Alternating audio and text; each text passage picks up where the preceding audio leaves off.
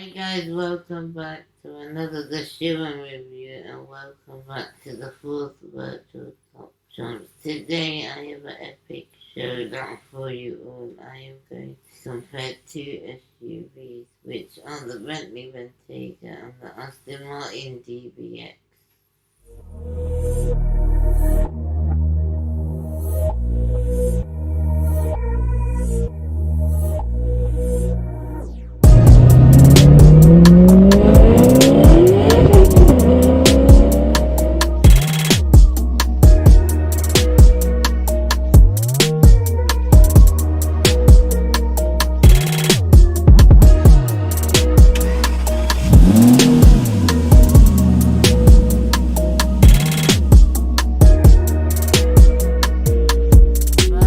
I would like to talk about the pros and cons for the Bentley Bentayga. So the pros for the Bentley are its amazing performance and acceleration, its luxurious and refining interior, and its astonishing practicality and boot space. And the cons for the Bentley are its thirsty at the petrol pumps, its looks, and its quite expensive. And also now I'm going to hand it over to Matt Watson. He's going to show you some quirky features on the Bentley Bentayga, so over to you.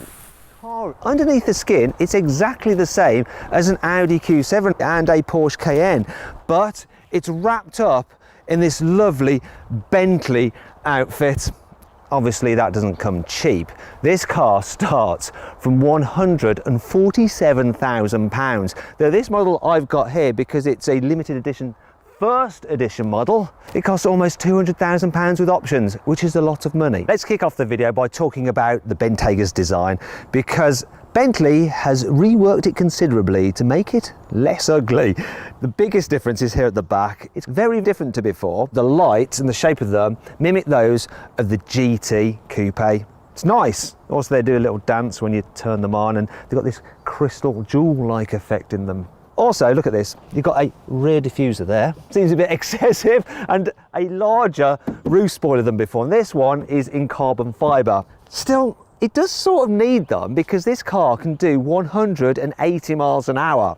Another thing they've done with the car is lowered the number plate down, so you can just have big Bentley across the back so everyone knows how rich you are. And this is the V8, so it's got twin tailpipes. If you have the W12 with a bigger engine, the tailpipe is one big oval. Oh yeah. Let's move down the side. This is less different than before, but you do get new alloy wheel designs, and you get 22 inches as standard. They've also pushed the wheels out slightly and changed the bodywork a little bit around here, so the wheel fills the arch better than before. All this kind of shape and stuff is very similar to before, but you have new side skirts, once again carbon fibre, which of course you have to pay extra for. New thing is this, the Bentley air vent on the wing. It's not actually a vent, it's just a lying B rather than a flying B. See what I did there? Now at the front, the changes are more dramatic than down the side. So you've got a new, bigger grille. I also like the way that they haven't included the sensors in the grille. They're lowered down there. Sometimes they put them down the car and they ruin the look of the grille. The only thing that's affecting the look ever so slightly is the parking camera. Sort of like a little zit. I want to just squeeze it, get rid of it. It's not too bad really. One of the big differences though is with the lights. They push them out to the side more, and they're elliptical rather than round. Once again, jingle jangle jewelry effect in your lights, and of course they're full LEDs with the clever technology to blank out the beam when you're on high beam so they don't dazzle other drivers. It's all very imposing, and I think it looks quite a lot better than the previous Bentayga. I mean, that car looked like a bit of a pig. This one, it's more of a rhino. It's still not pretty, but there is a beauty to its brutishness. Anyway, let's have a look inside, because there's vast changes in there as well.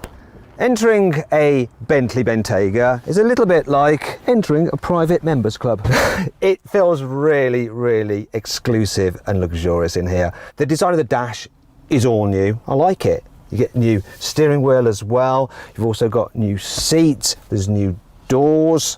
Well, door cards. Though, while I do like it, there is something slightly efficiently Germanic about it. A little bit Audi-ish. And I've also got Audi stalks here and Audi switches here. But then Audi does own Bentley. Well, actually, Volkswagen owns Audi, which owns Bentley. Fortunately though, there is still plenty and plenty of Bentley bling, so there's shiny bits everywhere. Shiny, shiny, shiny here, shiny there, more shiny for the dual zone climate control here in the front and shininess there. You've also got shininess there for the new air vents, but you've still got the classic Bentley organ stops to let the air come out. Stop it, and of course a Bentley clock. There's also lots of really nice quilted stitching, and on the seats you can get upgraded seats, which these are, with special micro piping, which means that you have a smaller seam here for this edge of the seat. The luxury extends even to the carpets. They're so thick and sumptuous. These are the upgraded ones, and oh yeah, thick matte. Talking about the infotainment system, all new. Much better than the old one. The old one was a bit clunky and old-fashioned. This one is slicker. It's widescreen, it's got good graphics, it's easy to use, shortcut buttons down the side, it's got Apple CarPlay, Android Auto. You can also change the interior mood lighting between a wide variety of colours. Look, you've got all of those to choose from. I like purple. And you've got digital dials as well, which I'm so about. Reason being, I did like the old-fashioned analog dials. They sort of suit Bentleys, but in the Continental GT, you get like analog effect on the dials. You don't hear in the Bentayga, they're just a bit more digitally, though it does mean you've got loads of functionality, so you can look at different views, big screen mapping. It's all fairly easy to use. Speaking of technology, the car gets wireless charging for your mobile phone, and you've got two USBs in there, and they're USB-Cs as well, so you better make sure you've got the right cable. Though this moves on to storage, and this central armrest thing is pretty pointless because look, I can't fit my Bentley perfume in there. Look, I like this, the Bentley does. They do like the glasses holder, which is open, and obviously it's padded inside so you don't scratch your lenses. It means that you can just be driving along. I'm driving along, see someone and go, oh look, quickly, I can just, yeah, I'm cool. They see me rolling, they hating. You cool? Cool. Yeah. It's handy, that is, isn't it, to be able to just up the star when you need to. What's not so stylish though is this. Why don't Bentley have a cover for the cup holders? That just spoils the look of this centre console. It's a bit annoying. The glove box is a little bit annoying as well because it looks big, but actually you can't fit much in it because then the door won't shut. Can't complain about the door bins though. They can hold a large bottle of water. Maybe I should say that's a magnum of water, or a Jeroboam. Anyway, let's move on to the back seats because this car has seriously improved in the rear. Somehow or other, Bentley has increased the rear knee room. It was already big, but now look at that, loads. There's also loads of space to stretch out under the chair in front, and then you really feel like you're in a limousine on stilts. Headroom's good as well, and you can recline the seats and slide them forwards. Though, why would you do that? Because then you've got the same amount of knee room as in a Volkswagen Up. So, let's go back again. That's better. Ow! Just dragged my hand in the mechanism. Now, if you need to carry 3 people at once, you can do because this car's body is pretty wide. There is a hump in the floor, but the footwells are so large, it doesn't matter about that. There's plenty of space for everyone's feet.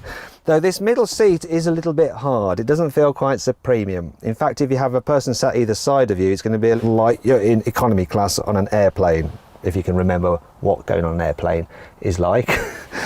Now, what you can do though with this car is specify 2 individual rear chairs in the back, so it's a 4-seater. You can even get a 7-seater version as well if you need to carry lots of children with you, and if you do, there's ISOFIX anchor points there, and obviously being a really big spacious car in the back, it's easy to fit any kind of child seat in here, and kids will love it because if you get it with this sunroof here, you get a great view out. The back windows are really big as well, so that helps. And do they or don't they? Will they go all the way down? Come on, Bentley, can you do it? No. Brilliant. At least they're double glazed though, so that keeps the noise out. Yeah, there's loads of luxury features in here. Shiny bits here, you've got shiny bits here. The coat hook is shiny. The light feels expensive, as does the grab handle. You've got really expensive looking covers for the upgraded name stereo system. You can also set the temperature here in the back, because you've got 2-zone climate control here in the rear as well, and you can control it using this digital display down here, and it's got various other functions as well that you can do. You can even get ventilated seats in the back. That's lovely. You can control the blinds. Shut the blind. There we go. Now, you might think that it's really hard to operate it down here, but you can eject this and use it like a tablet. No matter how hard I try, and I have looked into this, I can't seem to get the tablet to eject. Right, let's go to the boot, because this is an area where the Bentayga isn't quite so impressive. You can get it with one of those wavy 40 hands-free tailgates, but this car doesn't have it, even though it's £200,000. Now, what I was saying was the boot size. It's 484 litres. If you can't quite visualise what 484 litres looks like, this is how many carry-on airplane-style luggage pieces you can fit in this car's boot underneath the load cover.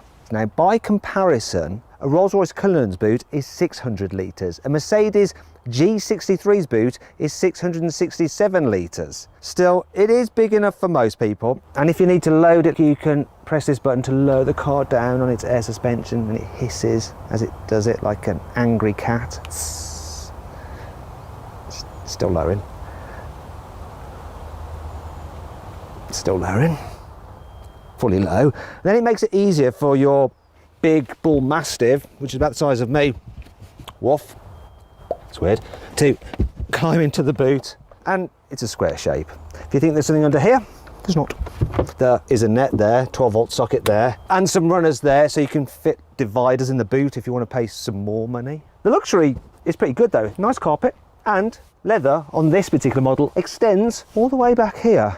This car is totally trimmed out in slaughtered animal.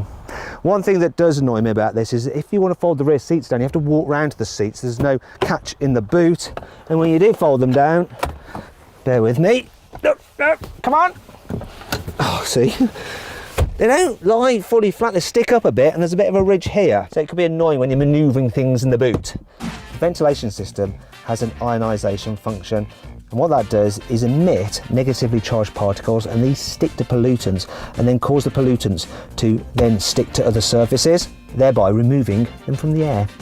The windscreen wipers have 22 little jets in them.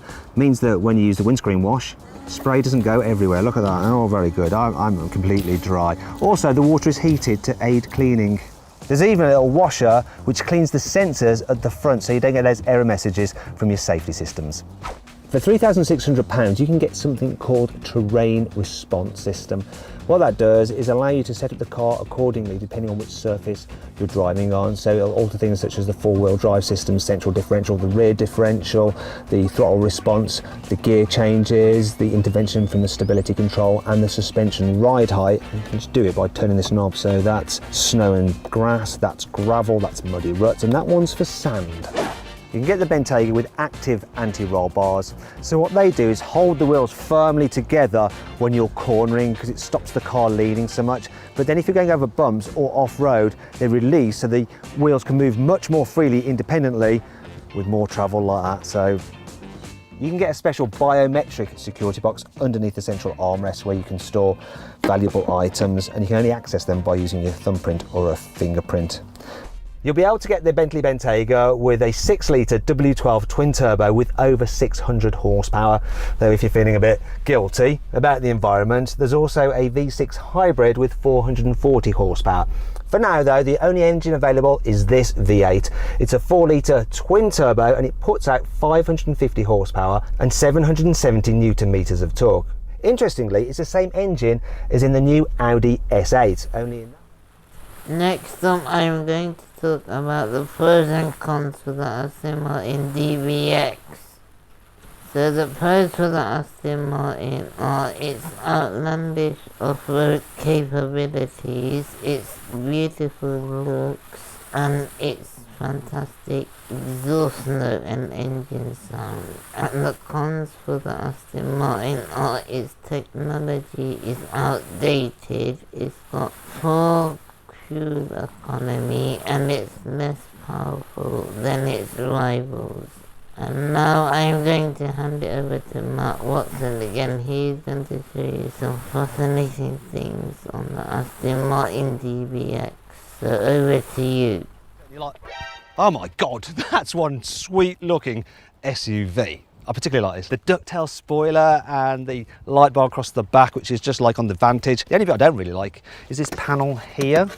Still, at least you've got real exhaust in there. Well, I say real, they are hidden deep within there, look, as proved by the Carwow twig of truth. It's just that these are a surround, like an enhancer. This is my favourite angle of the car though, the side profile. No other SUV looks properly sporty. This does. I adore all the creases and the shapes. I love the fact that the vents are real. And as standard, you get 22-inch alloy wheels. In fact, you can't go higher than that. Now, here at the front, classic Aston Martin. Though this is the biggest grille ever fitted to an Aston Martin and the biggest Aston Martin badge fitted to an Aston Martin. Another feature I really like is this. The daytime running lights surround this air vent, which is used to cool the brakes. Now I'm going to tell you what I love about the interior. Starting with the design. It's a really nice design in here. And it just feels so luxurious. It's like you sat in some bespoke luggage. Now, another thing that's great about this car is that it's fully loaded with kit. You've got stuff like electric heated seats, you have surround view cameras, all that kind of stuff as standard. You don't get that with the Germans. The things that you pay extra for on this are luxury items, like if you want this special colour of leather, then that's £2.5 grand. I mean, you get leather as standard throughout. If you want the Alcantara headlining, which is so nice to touch, it's 1,500 quid. If you want the extra wood veneers, which are super lovely, they're part of a £3,000 pack. And another thing I like is the driving position. So being an SUV, you get a great view forward, yet you feel hunkered down, so it still feels sporty like an Aston Martin should. And there's loads of room in here and lots of storage. The door bins, fit a big bottle in them. Where are the cup holders, I hear you ask? Well, look, they are hidden under here. There's more storage in there. You can do that, you see. Armrest that for your passenger or vice versa. Then under here, there's a special place for your handbag, apparently. And I've got my AMG handbag here. Continuing with the borrowing from Mercedes theme, this is the infotainment system. Now, once again, borrowed from Mercedes, but it's their older system with some Aston Martin graphics on it. And it's actually not that great. Neither is the control system for it. It's the old Mercedes system. Not a fan of that. Then there's bits of trim which are a little bit cheap in an otherwise posh feeling car, like this surround for the digital dials. It's not very nice. Neither are the switches for the electric windows. And then there's this weird bit for holding the key, which isn't even the right size, and it's just horrible cheap rubber. Another thing I'm not so keen on is the selector for the gears. It's up there. It's hard to reach it. Why didn't Aston take Mercedes column gear selector? It's brilliant, that is. They've taken loads else from Mercedes. Silly. Anyway, let's check out the back. And this will bring me back to things that I love again about this car, such as the door handles, they are cool, and the frameless windows, very sports car styly. Plus, look, all the windows double glazed for extra comfort. Right, let's see what it's like in here. Oh! Oh my gosh, there's absolutely loads of room back here. I mean, look at this, I can stretch out, lots of headroom as well. The luxury extends all the way back here, darling, and I love the fact that you get this huge glass roof and it's standard. It's great. Oh, let's just check this though, come on. Will the back window go all the way down? Don't let me down, Aston Martin.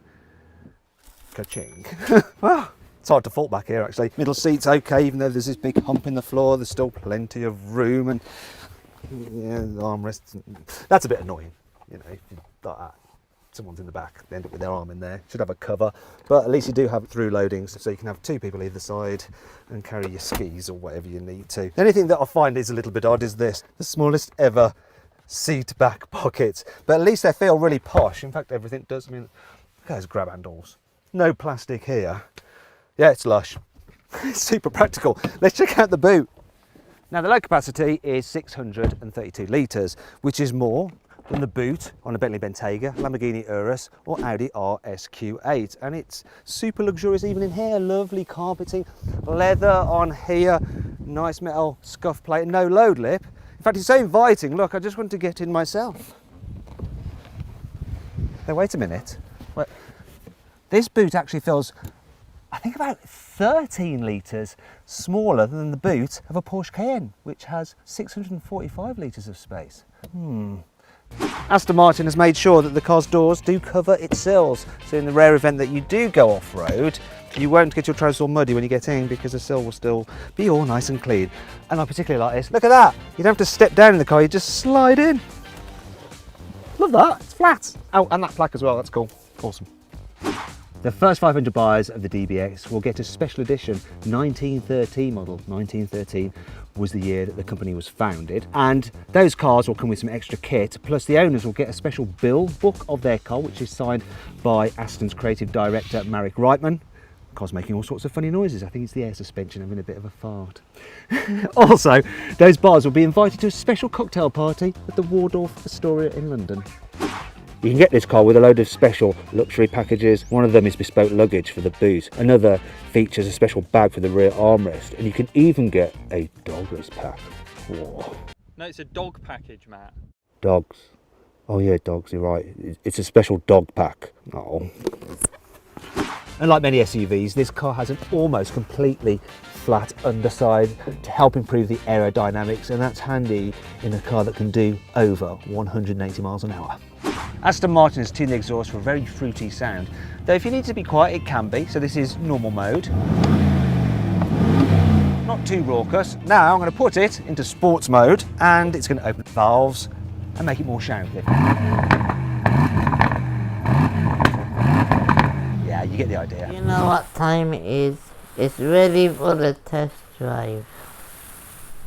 The thing is about this car is that you don't actually drive it quick that often. It makes you just want to chill and relax. In fact, you never feel in a hurry in this car. Now, it's for two reasons really. One is that you just want to spend as long as you possibly can in it because it's absolutely lovely to sit in. The second reason is that, well, it doesn't matter if you're late. You see, if you're rich enough to be able to afford a Bentley Bentayga, then you're probably important enough for people to wait for you. Another thing that I like about it is that when you're just cruising around town, it's just so simple. Yeah, it is a big car, so it's harder to fit through gaps, but you're sitting up high so you can see what's going on. Parking can be a little bit problematic because the rear window isn't that big, but you've got all the technology. You've got your surround view cameras, your sensors, and the car will even park itself for you if you're complete and utter moron. The only problem is finding a space big enough. Manoeuvring into it is easy though, because the steering is super light, and you won't end up looking like a chump if you come to a mini roundabout, because the turning circle is good enough to go round without you having to stop and do a 3-point turn.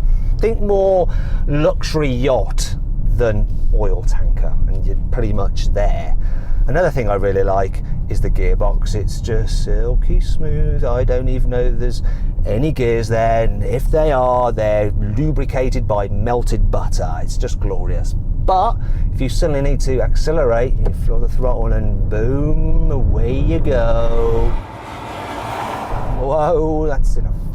This definitely gets up the speedo pretty blooming quickly, and when you are up to speed, it feels solid, it feels safe, it feels comfortable.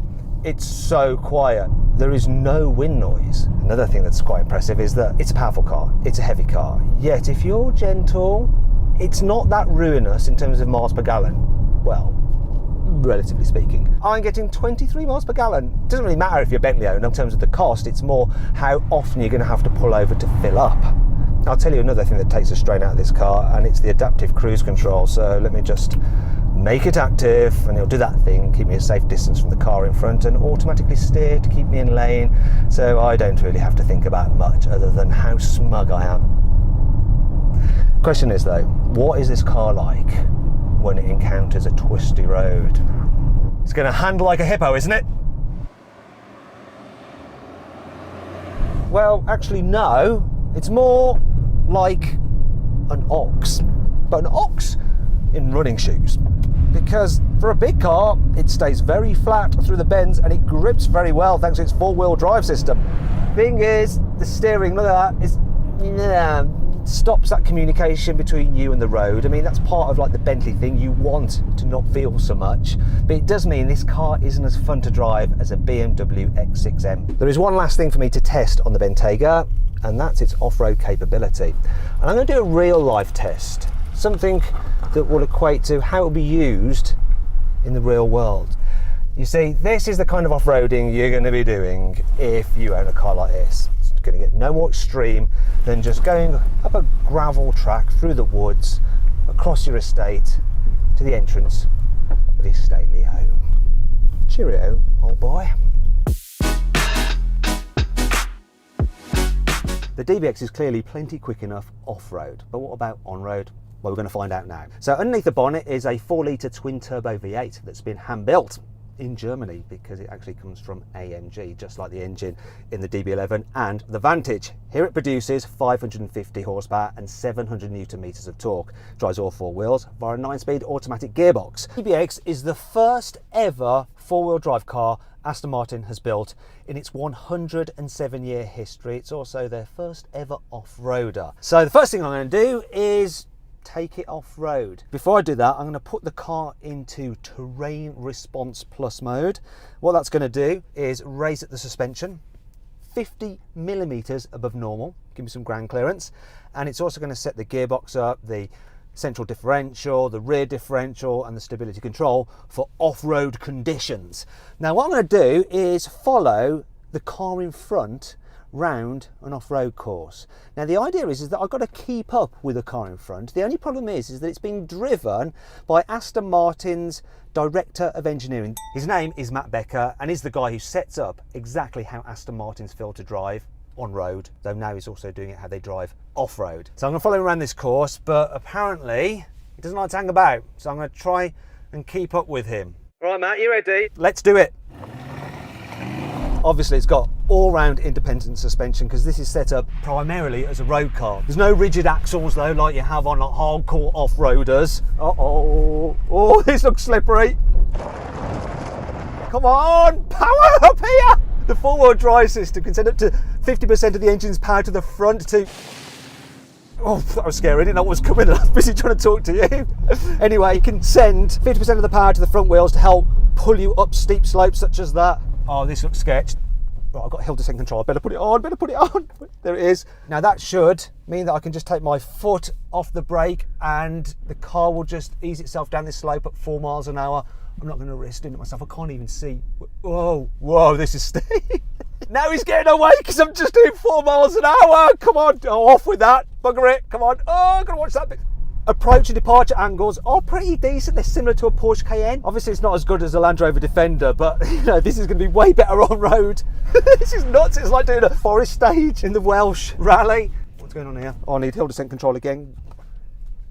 Just relax and let it do it itself because this is slippery. I feel a bit naughty. Shall I just do it myself? Turn it off. No. Let hill descent control do its thing. I turned it off to try and catch up and I almost got caught out. Let's see what this Aston Martin DBX is like to drive in town. So I'm going to put the suspension through the test now straight away with a speed hump. Air suspension normally has a real floaty feel. This doesn't so much. It feels quite tied down, quite sporty, yet it still somehow manages to deal with bumps and potholes really well. I hardly noticed that speed hump. One thing that I have noticed though is that it feels like quite a big car on the road, quite wide, but just cruising around town, yeah, easy. Thing is though, what's the car's turning circle like? Well, going around a big roundabout is no problem at all, but what happens when you need to manoeuvre in a car park? Here's a car park on the left, let's go in there. Now because this hasn't got that rear wheel steering, it means that it's not quite as tight turning as an Audi RS Q8 can be if you have that fitted with rear wheel steering. So come on, I'll make that round. But I'm going to try and park in this here space over there. Right, oh god, I'm doing it there. No, I thought that I might be able to just straight turn it into there, so I'm going to have to do some manoeuvres. The car does of course have an auto park facility, but I shan't be using that. It's great that you've got the all-round cameras though, really help. Especially because the visibility of his shoulder ain't great. There we go.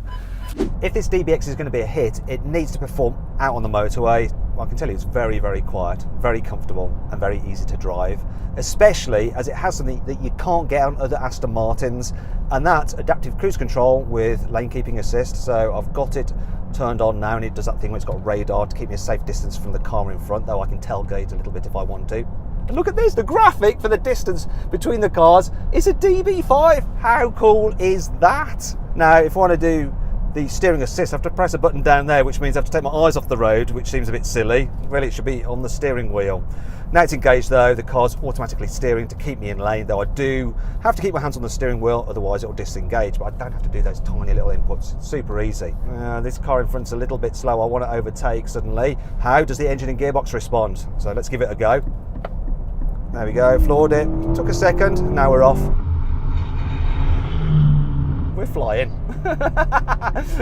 We're braking. Yes, this car performs on the motorway brilliantly. Now let's see what the DBX is like on a twisty road. So I'm going to put it into sports mode. That stiffens up the suspension, sharpens the throttle response, adds weight to the steering. I'm also going to change gears myself and just do that by pulling the pedals, and then it goes into manual mode. There we go. Obviously this is quite a big car and reasonably heavy. It's over 2.2 tons, but it doesn't feel as heavy as it actually is, and it certainly doesn't feel as long as it actually is. Now part of that is due to the rear diff. It can send power to the outside wheel with the most grip, and it really helps drive it through corners. Also, this car, when you're accelerating or driving normally, it's pretty much running in rear wheel drive only mode, because that central diff can send pretty much 100% of the power to the back wheels. Another thing that I like about it is, you think a tall car like this is going to lean quite a lot in the bends.